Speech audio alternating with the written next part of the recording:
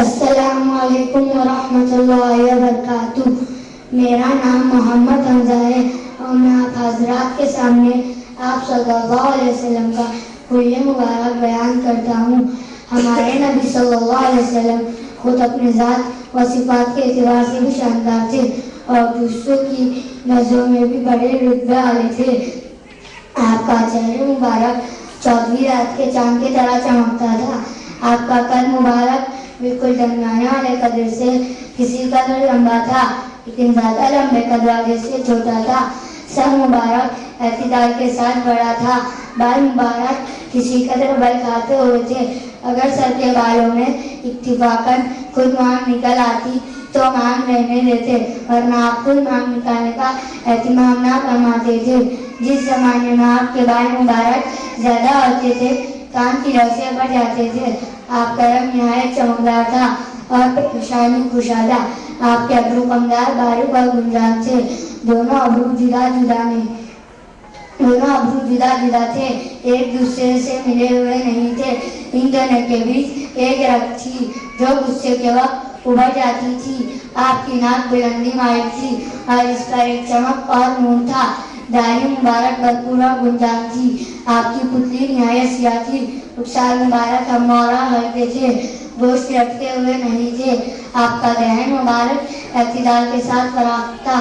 آپ کے دندانے مبارک باریک اور آبدار تھے، ان میں سے سامنے کے دانتوں میں ذرا ذرا فاصلہ بھی تھا۔ آپ کی گردن مبارک خوبصورت باریک اور گنجان تھی۔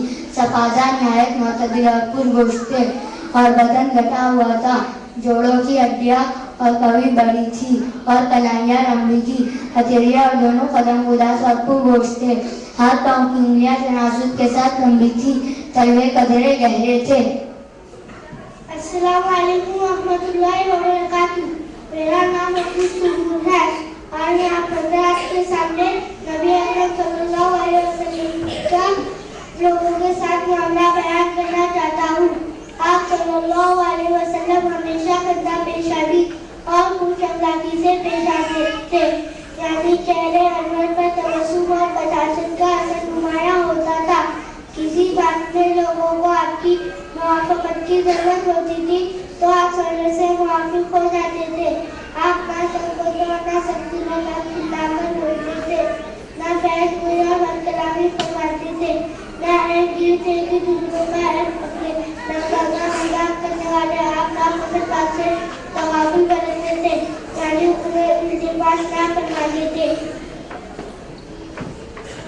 گویا کہ سنی نہیں، اور جس بات سے توجہ آپ اس بات سے توجہ فرماتے اور جس سے سب لوگ تعجب کرتے تھے آپ تعجب میں شریک رہے۔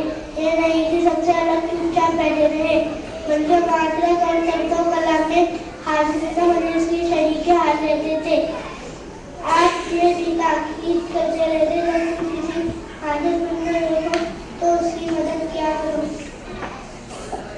میرا نام عبدالرحمان ہے اور میں آپ حضرات کے سامنے نبی اکرم صلی اللہ علیہ وسلم کا لوگوں کے ساتھ معاملہ مجلس کی کیفیت بیان کرنا چاہتا ہوں۔ اچھی بات کی تحسین فرما کر اس کی تقویت فرماتے اور بری بات کی برائی بتا کر اسے روکتے تھے۔ آپ کی نشست و برخاست سب اللہ تعالیٰ کے ذکر کے ساتھ ہوتی تھی۔